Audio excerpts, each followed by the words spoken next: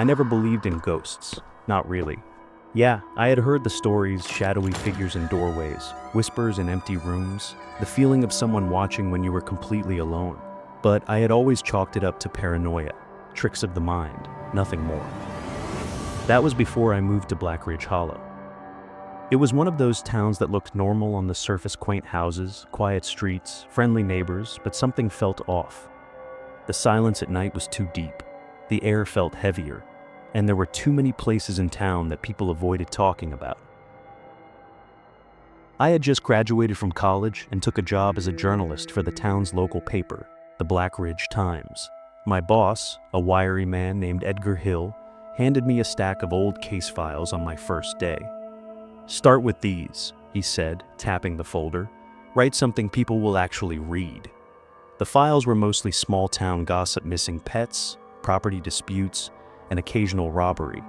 But one name kept appearing over and over: Callum Grant. I met Callum on my third day in town. It was late and I was at a 24-hour diner called Marlowe's, sipping burnt coffee while reviewing the old case files. I felt someone watching me.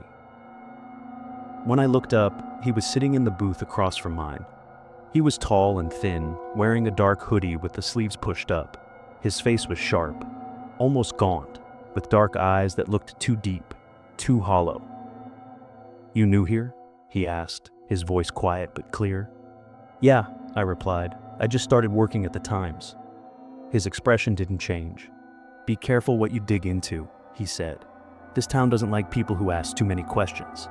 Before I could respond, he stood up and walked out.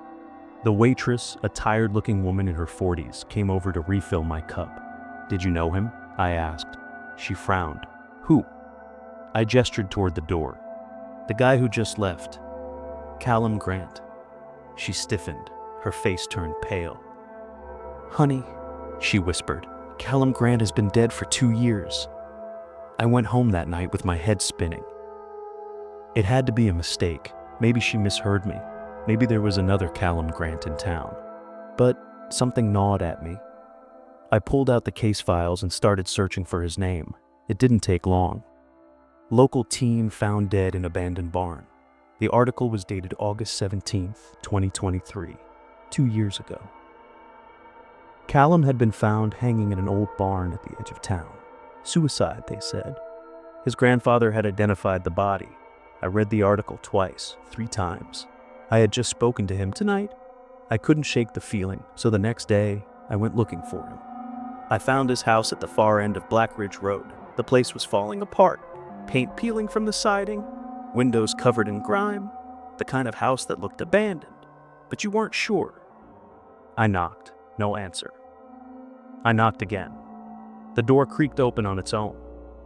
Inside, the air smelled of dust, rotting wood, and something else, something sour. "Callum?" I called. Silence. Then, a whisper. "You shouldn't be here." I turned around so fast I nearly fell over. There, at the top of the stairs, Callum was staring down at me. But something was wrong. His face looked too normal, like a photograph of a person rather than an actual person. His lips never moved, but I heard his voice. "You shouldn't have found me." I bolted out of the house and didn't stop running until I got home. I couldn't sleep that night. Every time I closed my eyes, I saw Callum standing at the top of the stairs, unmoving, staring. So I did the one thing I knew I shouldn't.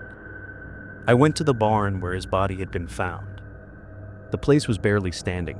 The doors were cracked open, swaying slightly in the wind. I stepped inside, my flashlight cutting through the darkness. The rope was still hanging from the rafters. And then I felt it. The air changed. A whisper right behind me. "You brought me back." I turned around, and Callum was there. But this time, I saw him for what he really was. His skin was gray, peeling. His eyes were black pits, too deep, too hollow. His mouth opened unnaturally wide as he whispered, "You let them remember me. Now I can come back." I tried to run, but the doors slammed shut on their own. The last thing I remember was Callum reaching out, his fingers stretching, growing longer, and then darkness. I woke up in my apartment. For a moment, I thought it had all been a nightmare. But then, my phone vibrated. A text from an unknown number. "See you soon." My blood ran cold. I deleted the message, but an hour later it came again. "See you soon." And then, something even worse. A photo. It was of me, taken from inside my apartment. I tried to leave town after that. I packed a bag, got in my car, and started driving. But no matter which road I took, I kept ending up back in Black Ridge Hollow. I don't know how long I've been here anymore. Some nights, I hear footsteps in my apartment when I know I'm alone. Other nights, I see movement in the mirrors, a shape that looks like me, but isn't quite right. And sometimes, when I check my phone late at night, I still get those messages. "See you soon." And the worst part? I think I'm starting to forget what my own reflection is supposed to look like.